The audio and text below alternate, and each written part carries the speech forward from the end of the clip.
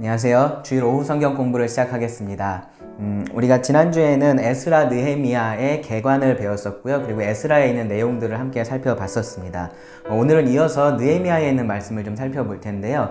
느헤미야에 있는 내용들이 좀 재밌는 부분들이 많아서 제가 2시간에 걸쳐서 나눠서 하려고 합니다. 지난주에 보여드렸던 이 그림 기억나시죠? 이 그림을 보면 여러분 떠올리셔야 될 단어가 바로 회복입니다. 회복. 에스라와 느헤미야의 가장 핵심이 되는 것은 회복인데 누가 하는 회복이냐? 바로 크신 손, 큰 하나님의 손. 하나님께서 이루시는 회복의 역사가 기록되어 있는 것이 에스라와 느헤미야입니다. 물론 그들이 기대했었던 것처럼 이 회복이 온전한 회복은 아니었습니다. 이 인간의 연약함은 여전히 남아 있었고요. 그래서 그러한 모습들도 우리가 이 에스라 느헤미야에서 찾아볼 수 있다라고 제가 말씀을 드렸었습니다. 네, 좀 역사적인 순서를 살펴보면요. 이 바벨론에 의해서 1, 2, 3차에 거쳐서 포로로 잡혀가게 되고요. 그리고 바사, 즉 페르시아죠. 이 페르시아 제국 때에 1, 2, 3차에 걸쳐서 귀환을 하게 됩니다. 그리고 지난번에 우리가 살펴봤었던 것이 바로 1차와 2차 기환이었습니다. 수르바벨이라는 지도자 아래서 이루어졌던 1차 기환, 그리고 에스라라는 지도자 아래서 이루어졌던 2차 기환에 대해서 살펴봤었습니다.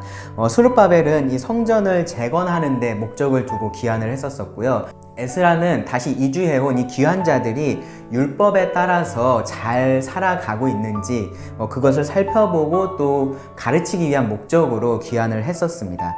그리고 우리가 오늘 함께 살펴볼 귀환은 바로 세 번째 귀환, 느헤미야의 지도력 아래서 이루어졌던 세 번째 귀환에 대해서 함께 살펴보겠습니다. 시기적으로는 445년 정도가 됩니다. 이 아닥사스다 왕의 조서가 내려지는 그때가 기준이 돼서요, 느헤미야가 귀환을 하게 됩니다. 네, 지난주에 이 에스라와 느헤미야 이해의 열쇠들에 대해서도 제가 설명을 드렸었는데요. 이 가장 중요한 것은 하나님의 주권적인 역사가 계속해서 강조가 되고 있다. 이 하나님께서 이 회복의 역사 가운데 계속해서 함께 하시고 계시고 이것을 주권적으로 이루고 계신다라는 것을 우리가 계속해서 찾아볼 수 있고요. 그리고 이 사람들이 에스라나 느헤미야 같은 이 지도자들이 그 하나님을 의지하는 것, 이 하나님께 기도하면서 하나님을 의지하고 그 말씀에 따라서 이런 회복의 역사를 이루어가는 것을 우리가 살펴볼 수 있습니다. 그러면서 동시에 약간의 찜찜함을 우리가 경험을 할 수가 있죠. 이 회복되고 나서 온전히 기뻐하고 뭔가 정말로 잘 된 것 같은 그러한 마무리가 돼야 될 것 같은데 항상 보면 뭔가 죄의 문제, 뭔가 연약함의 문제들이 그 안에 남아있다라는 것을 우리가 볼 수 있고요. 결국 그것은 하나님의 온전한 나라는 이 메시아를 통해서 이루어질 것이다 라는 것을 바라보게 만드는 그러한 주제를 가지고 있습니다. 자, 그러면 느헤미야의 말씀을 좀 살펴보겠습니다. 느헤미야는 총 13장까지 있고요. 그리고 3차 귀환에 대한 말씀입니다. 느헤미야의 지도력 아래서 이루어진 3차 귀환에 대한 말씀을 담고 있는 것이 바로 느헤미야의 말씀입니다. 조금 나눠서 생각을 해보면은 크게 보면은 두 개로 나누어 볼 수 있어요. 시기적으로 나누어 보면은 1장부터 12장이 하나의 묶음이 되고요. 13장이 다른 묶음이 될 텐데요. 1장부터 12장은 느헤미야가 유대에 1차 총독으로 가 있었을 때의 이야기를 담고 있습니다. 그리고 13장은 이제 다시 느헤미야가 바사로 돌아갔다가 돌아오게 되거든요. 그 2차 총독기의 내용들을 담고 있다라고 말씀을 드릴 수 있습니다. 1차가 약 445년에서 433년까지의 기록을 담고 있고요. 근데 그 중에서 대부분은 이제 445년에 있었던 일들을 담고 있습니다. 그리고 느헤미야가 433년에 바사로 다시 돌아가게 되고요. 그리고 이제 그 동안에 느헤미야가 바사로 돌아가고 나서 그 땅에서 있었던 여러 가지 일들에 대해서 말라기가 이제 예루살렘에 대한 예언을 하죠. 그리고 그러한 문제들을 좀 바로잡기 위해서 느헤미야가 424년에 돌아와서 유대 총독으로 부임을 하게 됩니다. 이것이 시기적으로 구분을 해 본 거고요. 내용적으로 구분을 해보면은 7장까지 그리고 8장부터 13장까지의 내용을 나눠서 생각을 할 수가 있습니다. 여기 7장까지의 내용이 주로 귀환과 성벽 재건에 대한 말씀을 담고 있고요. 그리고 8장부터 13장까지의 말씀은 느헤미야가 특별히 이제 에스라와 함께 이 백성들을 하나님의 말씀으로 율법에 따라서 이들을 바로 세우는 그러한 이야기들을 우리가 살펴볼 수 있습니다. 오늘은 1장부터 7장의 말씀을 같이 살펴보도록 하겠습니다. 자, 1장과 2장에서는 예루살렘으로 귀환한 내용을 담고 있는데요. 이 중에서 1장에서는 이제 예루살렘의 성읍이 파괴된 상태로 그렇게 방치되어 있고 이제 주민들도 괴롭힘을 당하고 있다, 고통 속에 있다, 비참한 상황에 있다라는 이야기를 느헤미야가 듣게 됩니다. 그리고 그에 대해서 이제 느헤미야가 금식하고 기도하면서 하나님께서 자신을 그곳에 보내주실 것을 그렇게 구하는 것을 우리가 볼 수 있고요. 그리고 2장에 가서는 이제 직접 왕에게 나가서 이 왕에게 아닥사스다 왕에게 조서를 받고 그리고 예루살렘으로 돌아갑니다. 그리고 그 성벽의 상태를 파악을 하고 그리고 사람들을 불러 모으죠. 이 관리자들, 이제 방백들이라고 되어 있는데 뭐 그 지역의 관리자들, 지도자들입니다. 그 사람들을 불러 모아서 함께 우리가 예루살렘 성을 다시 건축하자. 그렇게 뜻을 모아서 성을 건축하기 시작하는 이 예루살렘 성을 건축하기 시작하는 장면이 기록된 것이 1장과 2장의 내용입니다. 느헤미야 1장 1절입니다. 하가랴의 아들 느헤미야의 말이라. 느헤미야 말씀을 읽어보시면 느헤미야가 주로 자기의 관점에서 1인칭 시점에서 이것들을 기록했다라는 것을 알 수 있는데요. 이제 그런 면에서 보면은 느헤미야의 저자가 느헤미야다라고 말을 할 수 있는 거고요. 이제 마지막에 이런 것들을 모아서 누가 책으로 썼냐, 글로 썼냐라는 관점에서 보면은 뭐 에스라가 저자다라고 그렇게 말을 할 수도 있는 거죠. 그래서 느헤미야의 저자는 어떤 사람은 느헤미야라고 말을 하고요. 어떤 사람은 에스라다라고 말을 합니다. 뭐 어떻게 보든지 결국 이 느헤미야의 말씀은 대부분 이제 이 느헤미야가 직접적으로 한 이야기들, 이제 한 생각들, 이제 그러한 것들이 굉장히 많이 기록이 되어 있습니다. 느헤미야의 관점에서 기록이 된 거라는 거죠. 시기적으로는 아닥사스다 왕 제20년 기슬르월이라고 말을 합니다. 이 아닥사스다 왕은 BC 465년에서 423년 정도를 이제 통치했던 그런 페르시아의 왕인데요. 아닥사스다 왕은 여러분 잘 아시는 에스더의 의붓 아들입니다. 그러니까 이 유대인에 대해서 잘 알고 있었을 거고요. 자연스럽게 잘 알고 있었을 거고, 그리고 이 느헤미야 말씀에 보면은 이 아닥사스다 왕이 유대인에게서 굉장히 호의적이다라는 것도 알 수 있습니다. 일반 문헌에서 보면 아닥사스다 왕은 굉장히 감정적이고 약간 폭군적인 그런 기질이 있었어요. 근데 이 느헤미야 말씀에 보면은 그런 것들이 보이지 않죠. 그러니까 이 유대인에게 있어서 왜 이러한 모습들을 보이냐? 아마 어머니 에스더의 그러니까 계모죠. 계모인 어머니 에스더의 영향을 받아서 그렇다라고 우리가 생각할 수 있는 부분입니다. 그런데 여기서 우리가 또 하나 이 아닥사스다 왕에 대해서 좀 기억하고 있어야 되는 것이 에스라 4장 7절부터 23절에 나오는 이 예루살렘 성곽 건축을 금지하는 조서를 내렸던 사람이 바로 이 아닥사스다 왕입니다. 에스라 4장에 보시면은 그때 이제 성전을 건축하는데 대적들이 와서 그것을 방해했다라는 내용이 기록이 돼 있어요. 그러면서 그 방해를 어떻게 했는지 뭐 뇌물을 줘서 막기도 하고 이제 그런 내용들이 기록이 돼 있는데, 그러다가 그 시기 말고 다른 때는 또 어떻게 했었는지가 기록됐는데 바로 이 아닥사스다 왕 때에 있었던 일을 기록을 해놨습니다. 그때 이 대적들이 어떻게 했었냐면은 이 왕한테 조서를 보내서 이 사람들이 이 예루살렘 성을 건축을 하면은 조세도 안 낼 거고 통행료도 안 낼 거고 왕을 배반할 거다. 한번 살펴봐라. 이 사람들은 원래 그런 사람들이다. 왕을 거역하고 원래 그렇게 거역하는, 폐역하는 그러한 사람들이다. 그런 민족들이다. 이제 그렇게 모함을 하죠. 그러니까 이 아닥사스다가 뭐 정말로 얼마나 자세하게 살펴봤는지 모르겠는데 그것에 대해서 아 그래 하면서 이 예루살렘 성곽 건축하는 것을 하지 못하게 그런 금지 조서를 내렸었습니다. 그 왕이 바로 아닥사스다 왕입니다. 특별히 이 아닥사스다 왕이 왕위에 오르는 것도 그 형을 이제 죽이고 나서 이제 본인이 그렇게 왕위에 오르거든요. 그리고 또 이집트, 애굽 쪽에서도 어떤 반란이 일어나서 그것을 제압하기도 하고 그런 실제적인 반란의 일들이 많이 있었던 것 같아요. 그것 때문에 이 아닥사스다 왕 초기에 많은 문제들이 있었고 그것을 이제 제압하고 하는데 많은 에너지를 썼다라고 합니다. 그러니까 아마 자연스럽게 그런 측면에서 이 유대인들에 대해서도 동일하게 그 성곽을 건축하지 못하게 아마 그러한 그런 조서를 아마 내렸을 겁니다. 그리고 이 느헤미야가 기록된 때는 바로 그 왕 20년 기슬르월입니다. BC 446년 11월, 12월 이제 그쯤이 됩니다. 그래서 여기 보면 느헤미야가 수산궁에 있었다 그러잖아요. 왕이 겨울에는 이 수산궁이라는 곳에 있었고요. 그래서 느헤미야가 그곳에 같이 있었던 겁니다. 시기적으로는 이것이 446년이니까 이제 에스라가 2차 귀환을 했었던 것이 458년이거든요. 그 이후로 약 13년 정도의 시간이 흐른 겁니다. 아마도 이 2차 귀환 이후에 이제 성전을 다 지었고 이제 백성들이 그렇게 에스라의 지도력 아래서 어느 정도 이렇게 함께 모여서 힘을 모았을 테니까 다시 예루살렘 성을 그렇게 세우려고 하는 시도가 있었던 것 같아요. 있었을 거라고 우리가 생각할 수 있습니다.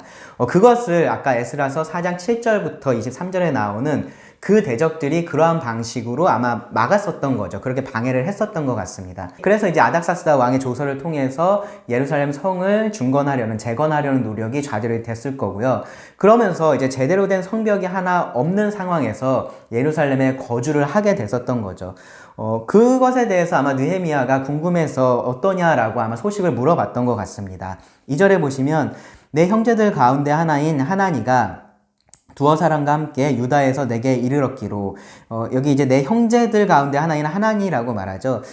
단순히 그냥 유대인들이 서로 이렇게 형제라고 부르니까 그런 사람 중에 하나인가라고 생각할 수도 있는데 아마도 이 느헤미야의 친형제일 확률이 높습니다. 네, 이 하나니가 예루살렘에 있었던 거고요. 그래서 그곳의 소식을 느헤미야가 묻게 됩니다.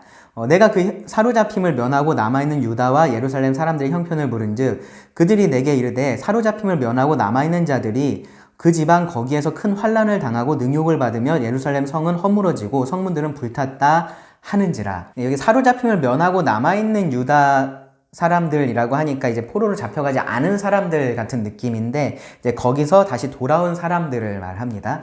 그 사람들이 지금은 성벽도 제대로 없는 상태에서 그곳에 거주를 하다 보니까 이 대적들의 공격에 그대로 노출이 되어 있는 그런 상황이었던 거죠. 그래서 큰 환난을 당하고 능욕을 당하고 있다라고 말을 했습니다. 그리고 더 나아가서는 그냥 그렇게 있는 성벽이 없이 거주하던 상태니까 사람들이 위험한 것도 위험한 거고 더 나아가면은 열심히 지어놨던 그 성전까지도 다시 위협을 받을 수 있는, 그러니까 다시 포로 귀환해서 이러한 것들을 다시 해놨던, 다시 세워놓았던 그런 모든 것들이 수포로 돌아갈 그런 위험 가운데 처해 있다라고 이렇게 소식을 전해준 겁니다.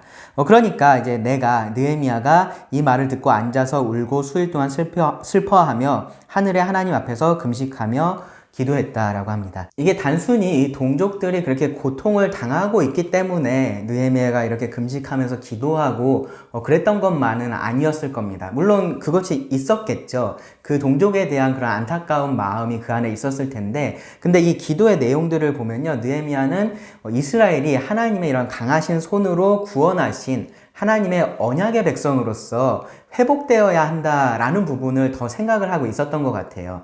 그래서 이제 그러한 역할들을 지금 제대로 하지 못하고 있는 이러한 상황들에 대해서 안타까움을 가지고 있었던 것 같습니다. 그리고 왜 그러한 일들이 지금 이렇게 벌어지고 있는지에 대해서도 생각을 하게 됐었던 것 같습니다. 그래서 이 기도의 내용을 보면요, 느헤미야는 이 언약의 말씀에 호소를 해요. 하나님의 언약의 말씀에 호소를 해서 하나님께서 그 이름을 두신 이 예루살렘에서 하나님의 백성들이 다시 회복되기를 이제 간구하는 그러한 기도를 합니다. 그리고 느헤미야의 내용을 보면요, 느헤미야서의 내용을 보면은 느헤미야가 계속해서 한 일이 그건 거예요. 이 예루살렘, 하나님께서 그 이름을 두신 예루살렘 성을 회복을 하고, 그리고 그곳에 있는 하나님의 백성들을 회복하는 일을 느헤미야가 했었던 겁니다. 그러니까 이것을 느헤미야는 자신의 꿈으로, 자신의 비전으로 가지고 있었던 거고요. 실제적으로 그렇게 하기 위해서 이제 준비를 하고 노력을 하는 겁니다. 이러한 것을 느헤미야는 아마도 이 바사 제국의 페르시아의 관직에 있으면서 마음속에 담아두고 있었던 것 같고요.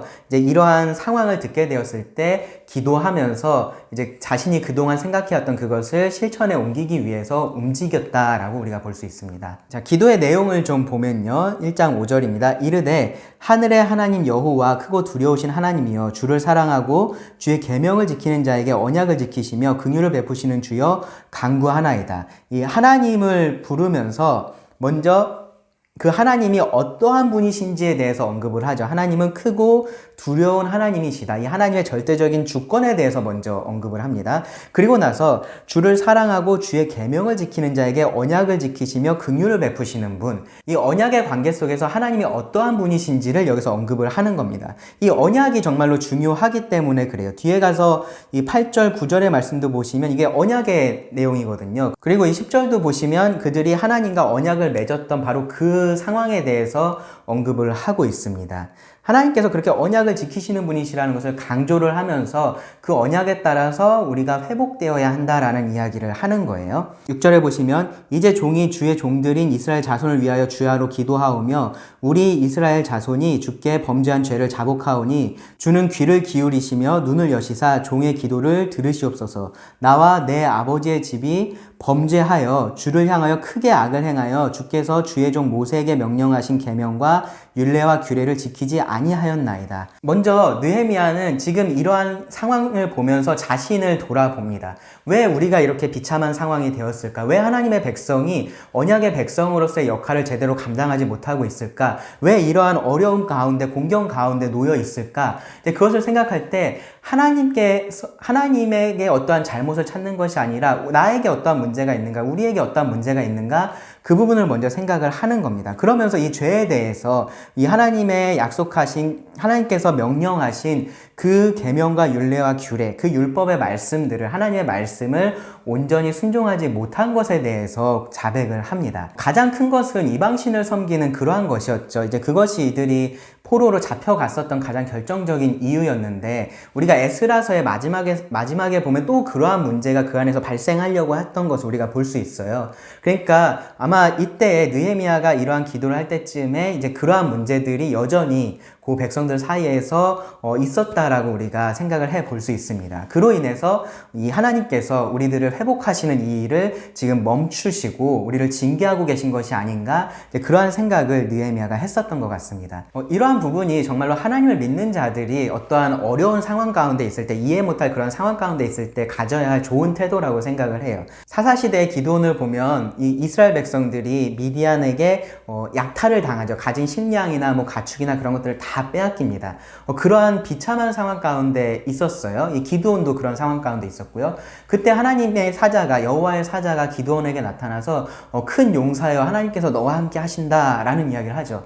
그러니까 기드온이 뭐라고 반응을 했냐면은, 하나님께서 함께 하시는데 어떻게 우리한테 이런 일이 있을 수 있느냐라고 반응을 합니다. 지금의 이러한 상황들을 보면은 하나님께서 우리랑 함께 하시는 게 아니라 하나님이 우리를 버리셨다라고 얘기를 해야 되는 거 아니냐 라고 이야기를 하는 거예요. 그러한 비참한 상황 가운데서, 그러한 고통 가운데서 자신의 죄를 돌아보지 못하고 있었던 겁니다. 왜 그들이 그러한 상황 속에 있었는지를 깊이 생각해 보지 못하고요, 오히려 상황 탓을 하고 하나님 탓을 했었던 겁니다. 그런데 여기 느헤미야를 보면 그러지 않죠. 느헤미야는 자신을 먼저 돌아봅니다. 자신과 자신의 아버지의 집이, 이 이스라엘이, 언약의 백성이라고 말하는 이 이스라엘이 지금 하나님 앞에서 우리가 어떻게 하고 있는지를 돌아보면서 이 죄를 자복하는 모습을 먼저 보여줍니다. 그러면서 8절과 9절에 보시면 이 언약의 말씀을 기억을 하죠. 옛적에 주께서 주의 종 모세에게 명령하여 이르시되 만일 너희가 범죄하면 내가 너희를 여러 나라 가운데 흩을 것이요 만일 내게로 돌아와 내 계명을 지켜 행하면 너희 쫓긴 자가 하늘 끝에 있을지라도 내가 거기서부터 너희를 모아 내 이름을 두려고 택한 곳에 돌아오게 하리라 하신 말씀을 이제 청컨대 기억하옵소서. 이들이 지금 여러 나라 가운데서 흩어졌던 것, 이거 이상한 것이 아니라 하나님께서 그들에게 이미 말씀하신 그대로 되었다라는 것을 느헤미야가 알고 있었고요. 지금 이들이 다시 회복되어서 귀환을 한 그런 상황이잖아요. 이것도 하나님께서 이 언약의 말씀에 따라서 하신 것이다 라고 느헤미야가 말하고 있는 겁니다. 이와 관련된 말씀을 우리가 레위기와 신명기에서 찾아볼 수 있는데요. 먼저 레위기에 보시면 26장 27절에 이 흩어짐에 대한 말씀이 있어요. 너희가 이같이 될지라도 내게 청종하지 아니하고 내게 대항할진대, 하나님께 이들이 순종하지 않고 언약에 신실하지 않을 때 이렇게 하시겠다라고 말씀하셨어요. 내가 너희를 여러 민족 중에 흩을 것이요 내가 칼을 빼어 너희를 따르게 하리니 너희의 땅이 황무하며 너희의 성읍이 황폐하리라. 그러니까 이것이 하나님께 순종하지 않았을 때 하나님께서 이렇게 하시겠다라고 이미 말씀을 하셨던 거고, 이들이 이것을 경험을 한 상황인 거죠. 그리고 하나님께서 이들을 말씀에 따라서 다시 회복을 시키셨습니다. 신명기 30장의 말씀에 보시면 내가 너에게 진술한 모든 복과 저주가 너에게 임함으로 네가 네 하나님 여호와로부터 쫓겨난 모든 나라 가운데서 이 일이 마음에 기억이 나거든. 다시 이 언약이 기억이 나고 이 하나님을 너희가 다시 찾는다면 그 부분에 대한 말씀이에요. 그렇게 하면은 여기 3절에 보시면 너의 하나님 여호와께서 마음을 돌이키시고 너를 긍휼히 여기사 포로에서 돌아오게 하시되 너의 하나님 여호와께서 흩으신 그 모든 백성 중에서 너를 모으시리니 내 쫓겨간 자들이 하늘가에 있을지라도 내 하나님 여호와께서 거기서 너를 모으실 것이며 거기서부터 너를 이끄실 것이라. 느헤미야는 이 언약의 말씀을 기억을 하고 있는 겁니다. 그래서 언약의 하나님을 먼저 이야기를 하고 하나님이 언약에 따라서 우리를 회복시켜 주십시오 라고 구하는 겁니다. 10절에 보시면 이들은 주께서 일찍이 큰 권능과 강한 손으로 구속하신 주의 종들이요 주의 백성이니이다. 하나님께서 이들을 애굽에서 건져내시고 그들과 언약을 맺으신 바로 그 사건에 대해서 이야기를 하는 거죠. 그렇게 하나님께서 이들을 구속하셔서 하나님의 백성으로 삼으신 그런 언약의 백성들입니다. 그러니까 11절에 주여 구하오니 귀를 기울이사 종의 기도와 주의 이름을 경외하기를 기뻐하는 종들의 기도를 들으시고, 그러니까 그러한 죄의 문제가 있을지라도 지금 이 안에는 여전히 하나님의 이름을 경외하기를 기뻐하는 사람들이 있고 하나님을 찾는 자들이 있고 하나님의 말씀에 순종하는 자들이 있고 그들이 지금 이러한 기도를 드리고 있다라고 이야기를 하는 거죠. 그러니까 기도를 들으시고 오늘 종이 형통하여 이 사람 앞에서 은혜를 입게 하소서 하였나니. 요 뒤에 말씀은 이제 느헤미야가 그 마음속에 가지고 있었던 그 마음의 소원을 구체적으로 이야기는 하진 않았지만 하나님께서 아실 것이라고 생각하고 이렇게 구한 거죠. 오늘 종이 형통하여 이 사람 앞에서, 이 왕 앞에서, 아닥사스다 왕 앞에서 은혜를 입게 하소서. 그래서 내가 다시 돌아가서, 뒤에 내용을 보면요, 다시 돌아가서 그 성을 다시 쌓고 그리고 그 백성들을 다시 회복할 수 있도록 하나님 이러한 은혜를 저희들에게 내려주십시오 라고 그렇게 구하는 겁니다. 그러면서 느헤미야는 이런 기도를 한 자신이 어떤 사람인지를 여기서 밝힙니다. 그때 내가 왕의 술 맡은 관원이 되었느니라. 그러니까 왕하고 가까운 사이에 있었던 거죠. 왕이 마시는 것을 이렇게 관리하는 사람이니까 뭐 거기다 독을 타거나 그럴 수 있으니까 왕이 가장 신뢰할 수 있을 만한 그러한 사람을 이 술관원을 시키는데 이제 느헤미야가 이제 그런 위치에 있었던 거고요. 그래서 왕 앞에 나가서 이러한 이야기들을 할 수 있는 그런 위치에 있었고 그럴 만한 능력이 있었던 그런 사람이었던 거죠. 그냥 이렇게 딱 한 번 기도하고 끝났던 건 아닌 것 같습니다. 느헤미야는 계속해서 이러한 비슷한 기도들을 하나님께 드렸던 것 같아요. 4절에도 보시면 내가 이 말을 듣고 앉아서 울고 수일 동안 슬퍼하며 하늘의 하나님 앞에서 금식하며 기도했다라고 얘기를 하잖아요.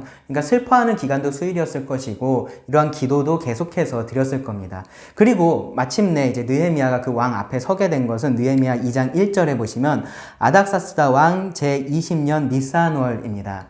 이때는 445년 3월, 4월 이제 그 사이가 되는데요.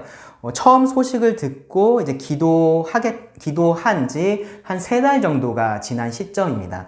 그동안에 아마 느헤미야는 여러 가지 그런 계획들도 짜고 머릿속으로 생각도 하고 또 이렇게 기도도 하면서 시간을 보냈었던 것 같아요. 그러면서 이제는 왕 앞에 나가서 이 얘기를 해야겠다라고 마음을 굳힌 것 같습니다. 1절에 보시면 아닥사스다 왕 제20년 니산월에 왕 앞에 포도주가 있기로 내가 그 포도주를 왕에게 드렸는데 이전에는 내가 왕 앞에서 수심이 없었더니 왕이 내게 이르되 네가 병이 없거늘 어찌하여 얼굴에 수심이 있느냐 이는 필연 너의 마음에 근심이 있음이로다 하더라. 그때 내가 크게 두려워하여. 왕이 먼저 알아차렸어요. 그러니까 느헤미야가 아마 이러한 말들을 해야겠다라고 마음속에 다짐을 하고 있었던 것 같은데 그래도 그것이 여기 보면은 두려웠다라고 얘기를 해요. 그러니까 그렇게 두려워할 만한 그러한 상황이었다는 것을 우리가 생각해 볼 수 있습니다. 왕의 면전에서 일단은 이렇게 수심이 있다라는 것 자체가 왕에 대한 모욕일 수 있기 때문에 왕이 이렇게 물어봤을 때 그것이 두려울 수 있죠. 왕이 그것을 알아차렸다는 것을 두려워할 수 있죠. 그러니까 왕이 다스리는 이 공간 안에서 내가 뭔가 슬퍼하고 막 그러고 있으면 왕이 제대로 치세를 못한다. 약간 그러한 이미지를 줄 수 있잖아요. 그래서 이렇게 수심이 있는 얼굴을 하고 있는 것은 왕에 대한 모욕으로 그렇게 치부가 돼서 사실은 큰 벌을 받을 수도 있는 이제 그러한 일이었습니다.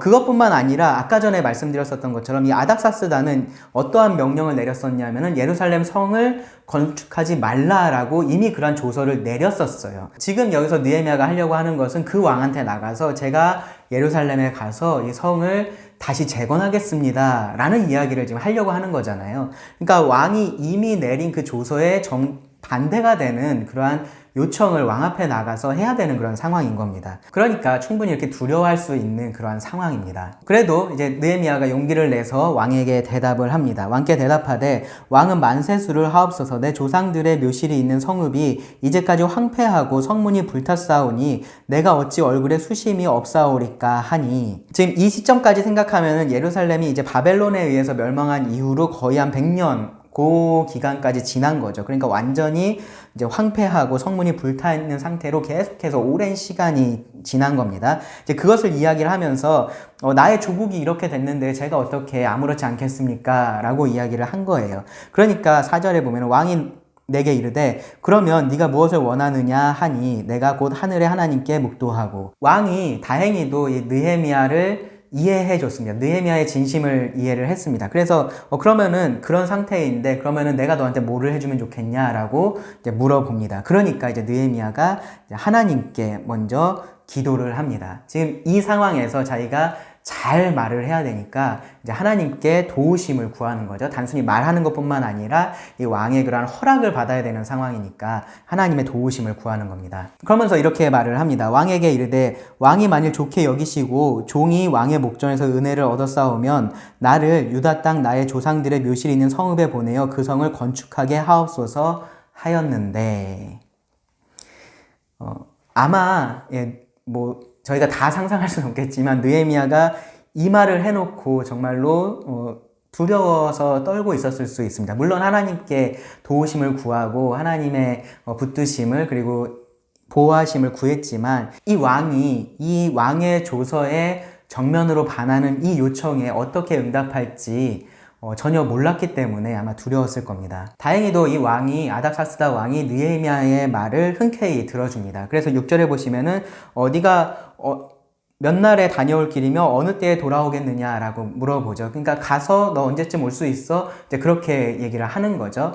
그러니까 느헤미야는 이미 다 이런 것들 계산해 놓고 계획해 놨거든요. 그래서 언제 내가 갔다가 언제 올 거다라고 이야기를 하고요. 그러면서 이제 7절에 보시면은 단순히 그냥 단순히 그 허락만 얻으면 되는 상황이 아니라 필요한 것들이 있었기 때문에 느헤미야가 그런 필요에 대해서 얘기를 하죠. 7절에 보시면 내가 또 왕에게 이르되 왕이 만일 좋게 여기시거든 강 서쪽 총독들에게 내리시는 조서를 내게 주사 그들이 나를 용납하여 유다에 들어가기까지 통과하게 하시고, 또 왕의 살림 감독 아삽에게 조서를 내리사 그가 성전에 속한 영문의 문과 성곽과 내가 들어갈 집을 위하여 들보로 쓸 제목을 내게 주게 하옵소서 하매, 무엇보다 필요했던 것은 왕의 조서였습니다. 왕의 조서. 그러니까 왕의 명령이 담긴 공식적인 문서가 필요했었던 거죠. 그러니까 느헤미야는 방해가 있을 것이다 라는 것에 대해서 미리 생각을 하고 있었던 것 같아요. 사실 그럴 수밖에 없는 것이 지금 그 주변에 이런 세력을 키우고 있었던 사람들이 있었을 거 아니에요. 근데 거기에 이제 자기들의 나라를 세우겠다라고 하면서 와가지고 성을 건축하고 그러면은 당연히 그런 위협을 느낄 겁니다. 그러니까 이런 공격이 있을 것이고 방해가 있을 것이다 라는 것에 대해서 느헤미야가 예상을 했을 거고요. 이제 그럴 때에 대비해서 이 명분을 제시하기 위해서 왕의 조서를 구했던 겁니다. 느헤미야는 단순히 이제 거기서 성을 건축해도 괜찮다라는 그런 허락의 조서뿐만 아니라 여기 8절에 보시면은 중요한 재료인 이 목재를 수급하기 위해서 그런 조서도 내려달라라고 왕에게 요청한 것을 우리가 볼 수 있습니다. 그리고 9절에도 보시면 군대 장관과 마병을 보내어 나와 함께하게 하시기로 라고 되어 있는데요. 이거는 느헤미야가 직접적으로 요청을 한 건지 아니면 왕이 이제 이러한 그냥 호의를 베푼 건지는 잘 모르겠지만, 어쨌든 이 군대 장관과 마병을 보내서 긴 여행을 하는 이 느헤미야를 보호하게 그렇게 왕이 도와줬던 것도 우리가 알 수 있습니다. 이 모든 것에 대해서 느헤미야는 뭐라고 얘기했냐면은 내 하나님의 선한 손이 나를 도우심으로 왕이 허락했다라고 말합니다. 그러니까 여기서 지금 이 조서를 요구하고 왕의 마병과 같이 가고 왕에게 필요한 것들을 구하고 하는 이러한 것들이 우리가 에스라에서 봤었던 모습하고는 사뭇 다르잖아요. 이게 조금 의아할 수도 있습니다. 근데 제가 지난 시간에도 말씀을 드렸지만 이런 선택이라는 것은 이러한 어떠한 상황에서, 개인이 처해 있는 그런 상황에서 개인의 신앙의 양심에 따라서 충분히 다르게 그렇게 결정을 할 수 있는 부분입니다. 다른 사람의 도움을 구하는 것이 문제는 아니에요. 만약에 느헤미야가 정말로 하나님을 믿지 못해서, 의지하지 못해서 왕에게 이러한 도움을 요청한 상황이라면 느헤미야가 잘못했다라고 우리가 말할 수 있어요. 근데 그러한 것은 아닙니다. 느헤미야는 하나님께서 자신에게 주신 이러한 것들을 최대한으로 활용할 수 있는 그러한 사람이었고요. 그러면서 동시에 이제 하나님을 의지하면서 하나님께서 이러한 것들을 돕고 계시다라는 것에 대한 확신을 가지고 이러한 일들을 했었던 그러한 사람입니다. 하나님의 선하신 손, 이 하나님의 선한 손, 하나님의 손이라는 이 표현을 우리가 에스라에서도 봤었잖아요. 이 하나님의 선하신 손은 정말로 에스라의 경우처럼 무에서 유를 만들어내시기도 하지만 이런 경우처럼 이 있는 것들을 가지고 그것을 하나님께서 적절하게 사용하셔서 하나님의 뜻을 이루시기도 하는 거죠. 무에서 유를 만들어내는 것을 우리가 기적이라고 한다면 이러한 것은 하나님의 섭리다라고 말할 수 있습니다. 하나님의 섭리에 기대어서 하나님의 뜻을 이루어가는 느헤미야다라고 우리가 말할 수 있습니다. 참고로 말씀드리면 여기 2장 7절에 나오는 이 아닥사스다의 조서 예루살렘을 중건하라는 이 영이 다니엘에 나오는 다니엘 9장 25절에 나오는 예루살렘을 중건하라는 영과 같은 것입니다. 그래서 이때부터 그러니까 느헤미야가 왕에게 요청을 해서 조서를 받은 이때부터 다니엘이 예언했던 이 예언의 시계가 돌아가기 시작했다라고 말할 수 있습니다. 예루살렘으로 귀환하는 그 과정에 대해서 뭐 특별한 기록은 없습니다. 느헤미야가 그냥 예루살렘으로 가서 그 강 서쪽에 있는 총독들에게 이 왕의 조서를 전달했다라는 말만 있습니다. 그랬을 때 이제 느헤미야가 생각했던 그 반응이 바로 나타난 것을 알 수 있어요. 여기 10절에 보시면은 호론 사람 산발락과 종이었던 암몬 사람 도비야가 이스라엘 자손을 흥왕하게 하려는 사람이 왔다 함을 듣고 심히 근심했다라고 느헤미야가 기록을 했습니다. 그러니까 이스라엘 자손을 흥왕하게 하려는 사람은 느헤미야인 거죠. 이제 느헤미야가 와서 이런 일들을 이제 한다라는 것을 그 주변에 있던 이 산발락과 도비야라는 사람이 듣고 근심하기 시작합니다. 느헤미야는 이제 예루살렘에 도착해서 한 3일 정도 쉬고 나서 이제 그 성벽을 둘러보게 됩니다. 밤에 나가서 아무도 없을 때 그 상태를 보고 오는데요. 그 기록에 보시면은 아마도 요렇게 여기 골짜기 문 쪽에서 시작을 해서 요렇게 돌았었던 것 같아요. 요 방향으로 이렇게 돌아가면서 요 아래쪽 남쪽 지역이죠. 요 남쪽 지역을 살펴봤었던 것 같습니다. 이제 그러고 나서 돌아가서 여기 이제 사람들을 불러 모으죠. 방백들을 불러 모으고 이제 그 사람들에게 지금 이러한 상황들, 이제 예루살렘 성이 무너지고 황폐하게 된 이 상황들을 우리가 다 알고 있으니까 이제 다시 이 성을 건축해서 수치를 당하지 말자. 이제 그렇게 이야기를 합니다. 그렇게 이야기를 하고요. 그러고 나서 여기 18절에 보시면은 그들에게 하나님의 선한 손이 나를 도우신 일과 왕이 내게 이른 말씀을 전해줬다라고 말을 합니다. 그러니까 이제 이 사람들도 일어나서 건축하자라고 하고 모두 힘을 내서 이 선한 일인 거죠. 이 선한 일을 하기 위한 준비가 끝난 것을 알 수 있습니다. 그리고 나서 이제 19절에 보시면은 이 대적들에 대해서 조금 더 이야기가 있는데요. 이 대적에 대한 이야기가 이어지는 말씀에서도 굉장히 많이 강조가 돼요. 19절 보시면은 호론 사람 산발락과 종이었던 암몬 사람 도비야와 아라비아 사람 게셈. 이 산발락하고 도비야는 앞에서도 나왔는데 여기 아라비아 사람 게셈은 여기 처음 나오죠. 이 사람들이 이 말을 듣고 우리를 업신여기고 우리를 비웃어 이르되 너희가 하는 일이 무엇이냐? 너희가 왕을 배반하고자 하느냐 하기로. 당시의 지도를 보면은 요렇게 되어 있었습니다. 그러니까 이 사람들이 도비야는 이쪽 암몬 쪽에 있었고요. 그리고 산발랏은 이 사마리아 지역의 총독이었습니다. 그리고 게셈은 요 남쪽 지역, 예루살렘 남쪽 지역을 다스리고 있었던 관리였다라고 우리가 생각할 수 있습니다. 지금 예루살렘이 여기에 있잖아요. 여기에 있고, 그러니까 이 지역에 지금 새로운 어떤 세력이 생겨나는 거니까 요 주변국들의 입장에서는 이것이 별로 좋게 보이지 않았을 겁니다. 그래서 지금 이렇게 어떻게 보면 딴지를 걸고 있는 거고 이렇게 방해를 하려고 하는 겁니다. 그러면서 이제 이 사람들이 했었던 말이 이제 이 왕에 대한 거였죠. 너희가 왕을 배반하려고 하는 거냐, 너희가 왕을 배반하려고 하는 거냐, 이제 이야기를 하는데, 이것이 이들이 다 지금 페르시아의 관할을 받고 있는 지역의 그런 지도자들이잖아요. 그러니까 이 왕을 배반하고자 하느냐라는 것이 이것이 반역죄로서 이들이 크게 고소할 수 있는 그런 내용이었던 거죠. 우리가 그것을 이미 에스라에서 살펴봤었잖아요. 이들이 왕을 배반하려고 합니다. 그러니까 이거를 막아주십시오라고 그렇게 편지를 보냈었던 그런 사람들이 있었던 것처럼 이 사람들도 동일하게 그렇게 하려고 했었던 겁니다. 근데 느헤미야는 이미 왕의 조서를 가지고 와서 보여줬었죠. 그리고 이제 20절에서는 이렇게 대답을 합니다. 내가 그들에게 대답하여 이르되 하늘의 하나님이 우리를 형통하게 하시리니 그의 종들인 우리가 일어나 건축하려니와 오직 너희에게는 예루살렘에서 아무 기업도 없고 권리도 없고 기업되는 바도 없다 하였느니라. 느헤미야는 이들과 더 이상 논쟁하거나 하지 않고요, 분명하게 이러한 일들을 이제 추진해 나갈 것을 말합니다. 하나님께서 이 일을 형통하게 하실 것이다 라는 것에 대한 믿음이 있었고요, 그것을 이 대적들에게도 분명하게 말하는 것을 우리가 볼 수 있습니다. 그리고 이어지는 이제 3장부터의 말씀은 이 대적들의 방해에도 불구하고, 그리고 여러 가지 그 장애물들이 있었음에도 불구하고 어떻게 하나님께서 이들을 형통하게 하셨는지, 느헤미야가 그렇게 하시는 하나님을 의지하고 어떻게 이러한 것들을 이루어 갔는지를 자세하게 기록을 하고 있습니다. 이제 3장에 보시면 이제 본격적으로 이 예루살렘 성벽을 이제 재건하는 그러한 과정이 기록이 되어 있는데요. 누가 와서 뭐 어디를 건축하고 누가 와서 어디를 건축하고 하는 내용들이 길게 그렇게 아주 자세하게 기록이 되어 있습니다. 보시면 여기 양문이라는 곳에서 출발을 해서 시계 반대 방향으로 이렇게 돌아가면서 이 건축에 대한 기록이 되어 있습니다.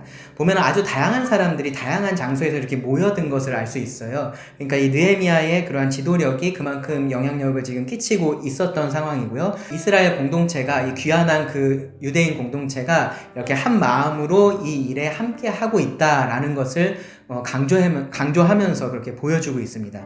그래서 3장만 읽어보시면은 이게 진짜로 아주 순조롭게 그냥 금방 다 이렇게 진행돼서 끝날 것처럼 그런 분위기예요. 근데 그렇지 않다라는 것이 이제 4장 말씀부터 기록이 되어 있습니다. 이 장애물들에 대해서 좀 정리를 해보면은 이 외부에서의 그러한 장애물, 대적들이 있었고요. 이 내부에서 일어났던 그런 어려움, 장애물이 있었습니다.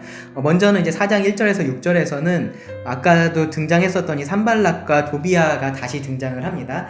처음에 나타나서 이들을 비웃어요. 4장 1절에 보시면 산발랏이 우리가 성을 건축한다 함을 듣고 크게 분노하여 유다 사람들을 비웃으며 자기 형제들과 사마리아 군대 앞에 일러 말하되 이 미약한 유다 사람들이 하는 일이 무엇인가? 스스로 견고하게 하려는가? 제사를 드리려는가? 하루의 일을 마치려는가? 불탄 돌을 흙무더기에서 다시 일으키려는가? 하고, 그러니까 너네들 지금 뭐 하는 거야? 제대로 일이나 할 수 있겠어? 막 그런 식으로 지금 비웃는 겁니다.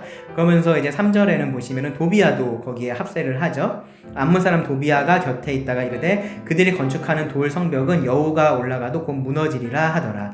그러니까 이런 식으로 이 하는 일들이 정말로 하찮은 일인 것처럼 계속 이들을 비웃었습니다. 이제 그것에 대해서 느헤미야는 어떻게 반응했냐면은 저주의 기도를 드려요. 저주의 기도. 4절에 보면은 우리 하나님이여 들으시옵소서 하면서 우리가 업신여김을 당하고 있다. 그러니까 이것들을 그들에게 되돌려 달라라고 그렇게 기도를 합니다. 이 저주의 기도에 대해서 저희가 시편을 하면서도 사실 여러 차례 말씀을 드렸었는데, 느헤미야도 사실 마찬가지예요. 이것에 대해서 자기가 직접 어떠한 복수를 하거나 그런 개념이 아닌 거고요. 그리고 이렇게 업신여김을 당하고 하는 것들이 단순히 자기가 그렇게 좀 업신여김을 당하는 게 아니라 이것이 하나님의 백성에 대한 거고 또 더 나아가서 하나님에 대한 것이기 때문에 느헤미야는 이들에 대해서 이렇게 저주의 기도를 하나님께 드리는 것을 알 수 있습니다.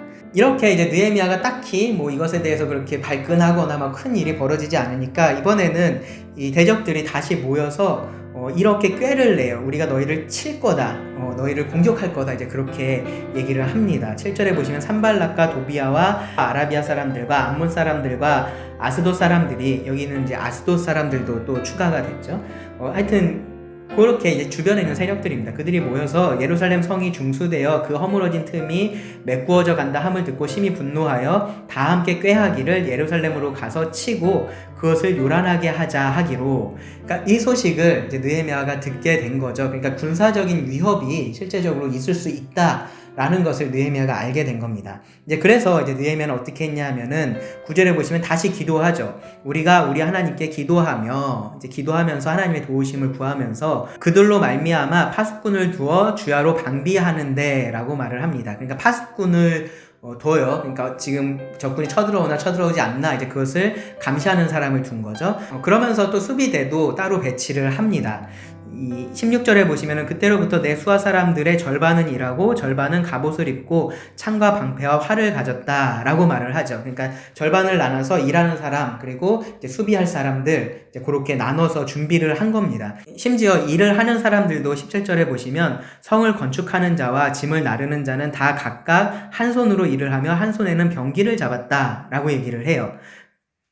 그리고 18절에서도 건축하는 자는 각기 허리에 칼을 차고 건축하며 나팔 부는 자는 내 곁에 섰었느니라. 그러니까 이 전투 준비를 완벽하게 그렇게 해놓고서 지금 이 일을 하고 있는 겁니다. 물론 이것 때문에 이 작업 속도가 현저하게 느려졌겠죠. 근데 이런 일들을 극복해 가면서 이제 성벽 재건하는 일을 느헤미야가 계속해서 하고 있습니다. 이제 그러면서 이 하나님에 대해서 잊지를 않죠. 9절에서도 하나님께 기도했다라고 말하고요. 14절에도 보시면 백성들에게 너희는 그들을 두려워하지 말고 지극히 크시고 두려우신 일을 기억하라 라고 말하고요. 그리고 20절에도 보시면은 끝에쯤에 우리 하나님이 우리를 위하여 싸우시리라, 그렇게 계속해서 이렇게 하나님을 의지하는 가운데 자신들이 할 수 있는 최선의 방어를 하고 있는 것을 우리가 알 수 있습니다. 그렇게 이 대적들의 군사적인 위협을 이겨냈고요. 그리고 5장에 가서 보시면은 이제 내부에 있는 그러한 장애물에 대해서 언급이 되어 있습니다.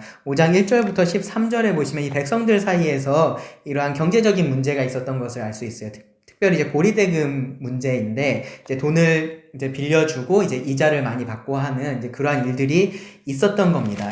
이곳에 다시 돌아와서 정착을 하고 했으니까 다들 그렇게 힘든 상황이었을 텐데, 이제 거기서 이러한 문제까지 발생을 한 거죠. 그것에 대해서 6절에 보시면 느헤미야가 크게 노했다라고 얘기를 해요. 내가 백성의 부르짖음과 이런 말을 듣고 크게 노했다. 그런데 이제 거기서 끝난 게 아니라 7절에서 보면은 깊이 생각하고 이제 생각을 해본 거죠. 그럼 이 문제를 어떻게 해결을 할까? 이제 그렇게 생각을 하고 이제 이 사람들을 불러 모아서 그들이 잘못한 것에 대해서 지적을 하고요. 그러면서 이 빚을 면제하고 이제 이자도 돌려보내고 이제 그렇게 하라라고 말을 합니다. 그것에 대해서 사람들이 그렇게 하겠다라고 말을 합니다. 13절 끝에 보시면은 회중이 다 아멘하고 여호와를 찬송하고 백성들이 그 말한 대로 행하였느니라. 느헤미야가 이제 그렇게 제안하고 했었던 것들을 이들이 받아들이고 실제로 그렇게 한 것을 알 수 있습니다. 아주 지혜롭게 이를 잘 해결을 한 겁니다. 아마도 5장 14절부터 19절의 말씀이 이러한 느헤미야의 말에 더 힘을 더해줬다라고 생각할 수 있는데요. 보시면은 느헤미야가 14절에 또한 유다 땅 총독으로 세움을 받은 때는 지금 1차 총독기이죠. 느헤미야의 곧 아닥사스다 왕 제20년부터 제32년까지 12년 동안은 나와 내 형제들이 총독의 녹을 먹지 않았다라고 이야기를 해요. 그러니까 요 뒤에 말씀들을 보면은 이 총독의 녹을 먹지 않았다라는 말이 어떤 의미냐면은 이 백성들에게서 이 세금을 걷거나 그러지 않았다라는 거예요. 물론 이제 느헤미야가 그렇게 바사에서 페르시아에서 그렇게 높은 관직에 있었기 때문에 아마 충분한 재물이 그렇게 있었을 텐데요. 그래서 아마 이런 것들이 가능하기도 했었겠지만 원하기만 하면 이제 그것이 총독의 권리였을 테니까 15절 보시면은 나보다 먼저 있었던 총독들은 백성에게서 양식과 포도주와 또 은 40세겔을 그들에게서 빼앗았다라고 이야기를 해요. 그리고 그 사람들뿐만 아니라 그 종자들도 이제 백성들을 더 그렇게 압제했다. 그러니까 마땅히 그렇게 거둘 것보다 더 많이 그렇게 걷어들였다라는 거죠. 그리고 그것 때문에 이제 백성들이 이제 힘들어하게 되고 그랬었던 겁니다. 근데 느헤미야는 그렇게 하지 않았던 거죠. 마치 바울이 그럴 만한 권리가 있었지만 직접 텐트 만드는 일을 하면서 그 성도들에게 짐을 지우지 않으려고 했었던 것처럼, 그러니까 그렇게 하면 안 돼서가 아니라 그 상황 속에서 그들에게 본을 보이려고 그렇게 했었던 거죠. 그러니까 여기 느헤미야도 이제 그렇게 한 겁니다. 보면은 15절 끝에 보면은 하나님을 경외함으로 이같이 행하지 아니했다라고 얘기를 해요. 그러니까 지금 이 상황 속에서 느헤미야는 하나님의 그런 긍휼하심, 자비하심을 생각하면서 자신의 권리를 사용하지 않고 이 백성들의 편의를, 백성들의 그러한 복지를 생각을 했었던 겁니다. 이러한 것들이 아마 이 사회 속에서 이스라엘 공동체 안에서 좋은 영향들을 끼쳤을 거고요. 그래서 이 경제적인 부분에 있어서 느헤미야가 이렇게 얘기했을 때 아마 이 사람들도 그렇게 긍정적으로 반응을 했다라고 우리가 생각할 수 있습니다. 그리고 6장에 가서 보면은 6장에서는 1절부터 14절에서 이 느헤미야를 직접적으로 살해하려는 음모가 있었다라는 것을 알 수 있어요. 그러니까 이것도 아까 계속해서 느헤미야를 대적했었던 산발락과 도비야 그리고 게셈 그리고 그 외에 이제 다른 원수들이 그렇게 꾀를 내서 계속해서 이 느헤미야를 방해하려고 했었던 건데요. 밖에서 그렇게 공격을 했는데도 여전히 느헤미야가 그렇게 방비를 잘 하면서 계속해서 이 성벽 재건하는 일을 멈추질 않으니까 그러면은 저 지도자인 저 우두머리인 느헤미야를 죽여야겠다라고 이들이 생각을 한 겁니다. 그렇게 꾀를 내고요. 이 느헤미야를 죽이려고 노력을 합니다. 느헤미야를 불러내죠. 근데 느헤미야는 그것을 알고 있었어요. 그래서 지혜롭게 음모를 벗어났다라고 제가 써놨는데 그런 것들을 미리 생각을 하면서 그것에 그 부름에 응답하지 않은 것을 알 수 있습니다. 1절에 보시면은 스마야라는 사람이 등장을 해요. 이 사람은 요 본문에서 보시면은 아마도 제사장이면서 또 선지자로서 역할도 하지 않았나 싶습니다. 근데 이 사람이 어쨌든 이 느헤미야와 가까운 관계를 유지하고 있었던 것 같고요. 근데 이제 이 사람이 안 보이니까 느헤미야가 스마야를 찾아가죠. 그러니까 스마야가 10절에 보면 뭐라 그랬냐면은 중간쯤에 그가 이르기를 그들이 너를 죽이러 올 터이니 우리가 하나님의 전으로 가서 외소 안에 머물고 그 문을 닫자. 저들이 반드시 밤에 와서 너를 죽이리라 하기로. 이 말을 듣고 나서 이제 느헤미야가 어떻게 반응을 했냐면은 내가 이르기를 나 같은 자가 어찌 도망하며 나 같은 몸이면 누가 외소에 들어가서 생명을 보존하겠느냐. 나는 들어가지 않겠노라 하고. 그러니까 이 상황에서 느헤미야는 그렇게 할 수 없다라고 이야기를 한 거예요. 느헤미야는 제사장이 아니었고 당연히 그래서 성소 안으로 그렇게 들어갈 수는 없는 사람이었습니다. 12절에 보면은 느헤미야가 이것을 알게 되죠. 그렇죠? 이것이 하나님께로부터 온 게 아니라 도비야와 산발랏이 뇌물을 받고 지금 이 스마야를 통해서 이러한 일들을 하게 만들었다라는 것을 알게 됩니다. 그렇게 해서 이것을 가지고 느헤미야에 대한 나쁜 소문을 만들어서 비방하려는 목적으로 13절에 보시면 그러한 목적을 가지고 이러한 일들을 했다라고 말을 합니다. 느헤미야가 그 성소에 들어간다라는 것은 율법을 어기고 그렇게 하는 거잖아요. 그러니까 그것이 사람들에게 알려지면 느헤미야에 대한 신임을 잃게 될 겁니다. 그렇게 되면은 이제 느헤미야가 이 성벽을 재건하는 데 있어서 큰 문제가 생길 텐데 느헤미야가 이 스마야의 말에 따르지 않음으로써 그러한 음모에서 벗어나게 됩니다. 느헤미야가 그곳에 들어가지 않았던 이유를 보면은 성소에 들어가서 내가 생명을 보존할 수 없는 사람이다. 그러니까 그곳에는 내가 들어갈 수 없는 사람이다. 하나님 말씀에 따르면 율법에 따르면 내가 그렇게 할 수 없는 사람이다. 라는 것을 분명히 알고 있었기 때문에 그렇게 했었던 거죠. 그러니까 이렇게 말씀을 느헤미야도 잘 알고 있었고 또 그것에 순종했었던 모습도 우리가 여기서 찾아볼 수 있습니다. 그리고 이제 6장 15절에 보시면 드디어 이 성벽 재건이 마무리가 됩니다. 15절에 보시면 성벽 역사가 52일 만인 엘룰월 25일에 끝났다라고 말합니다. 그러니까 이 성벽 자체가 여기 보시면은 아시겠지만 본래 있었던 이 전부를 다 그렇게 복원을 했었던 건 아니에요. 그렇게 크게 할 수 없는 상황이었고 딱 필요한 부분을 이렇게 복원을 한 겁니다. 52일이 걸렸고요. 아주 빠른 시간에 이런 방해에도 불구하고 아주 빠른 시간에 성벽 재건을 완성했습니다. 그러니까 여러 많은 사람들이 느헤미야하고 마음을 같이 해서 이러한 일들을 이뤘다라는 것을 우리가 생각해 볼 수 있고요. 그리고 이것을 통해서 16절에 보시면 우리의 모든 대적과 주위에 있는 이방 족속이 이를 듣고 다 두려워하여 크게 낙심하였으니 그들이 우리 하나님께서 이 역사를 이루신 것을 알미니라 라고 이 사건이 어떠한 의미가 있는지를 느헤미야가 강조를 합니다. 특별히 이 성벽이 지어져가는 과정에 있어서 이 대적들의 방해를 느헤미야가 아주 상세하게 기록을 했잖아요. 이렇게 한 이유는 느헤미야가 이런 방해에도 불구하고 내가 이렇게 큰 일을 이루었다 막 그런 걸 자랑하려는 목적이 아니라 이 일을 하나님께서 이루셨다라는 것을 강조하기 위해서 그렇게 한 겁니다. 이런 장애물에도 불구하고 외부의 공격, 내부에 있었던 그런 백성들 사이에서의 문제, 그리고 느헤미야 자신에 대한 신변의 위협, 이러한 모든 장애물에도 불구하고 52일이라는 이러한 짧은 기간 내에 성벽을 완성했다라는 것은 하나님께서 그들을 보호하셨고 또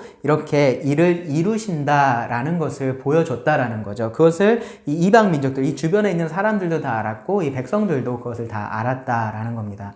그들뿐만 아니라 이 책을 읽는 우리들도 이것을 알 수 있는 거죠. 하나님을 의지하면서 이 느헤미야가 계속해서 하나님을 의지하면서 기도하고 또 그 지혜를 얻어서 이 장애물들을 하나하나 그렇게 지혜롭게 헤쳐나가는 것들을 우리는 보면서 이 하나님께서 이 일을 이루셨다라는 것을 분명하게 알 수 있습니다. 처음에 느헤미야가 그렇게 대적들에게 분명하게 말했었던 것처럼 하늘의 하나님이 우리를 형통하게 하실 것이다 라고 그렇게 말했었던 것처럼 이렇게 이러한 가진 방해에도 불구하고 하나님은 이들을 형통하게 이끄셔서 결국은 이 역사를 이루게 하셨다라는 것을 느헤미야가 기록을 한 겁니다. 이 느헤미야의 말씀이 느헤미야의 그런 1인칭의 시점에서 기록이 되어 있으니까 우리가 참 생각할 수 있는 것들이 많고 배울 수 있는 부분들이 굉장히 많습니다. 이 느헤미야를 보면은 상당히 훌륭한 지도자였다라는 것을 우리가 알 수 있어요. 그래서 느헤미야 공부하면 항상 이 리더십과 관련된 공부들을 교회에서 많이 하는데요. 느헤미야는 리더로서 과감하기도 했고요. 세심하기도 했고 그 모든 것들을 두루 갖추고 있었습니다. 또 판단력도 뛰어났고요. 순간순간의 그런 기지나 재치 그런 것들도 상당히 뛰어났었던 있었던 그러한 지도자였습니다. 그런데 이 느헤미야에게 있어서 가장 중요한 능력은 뭐였냐면은 느헤미야가 하나님을 의지해서 이 모든 일을 하려고 계속해서 노력을 했었다라는 거죠. 그러니까 하나님을 의지해서 이렇게 한다라는 것이 하나님께서 하시게 두고 나는 아무것도 하지 않고 그냥 어떠한 일이 되기를 바라고 있는 그런 것이 아니라 느헤미야는 하나님께서 자신에게 주셨던 그 모든 것들을 가지고 그 모든 것들을 최대한 이용을 했어요. 최선을 다해서 그런 것들을 사용을 했습니다. 그러면서도 결국은 하나님의 선하신 손이 이 모든 것들을 이루실 것이다 라는 것에 대한 확신을 가지고 일을 진행을 했습니다.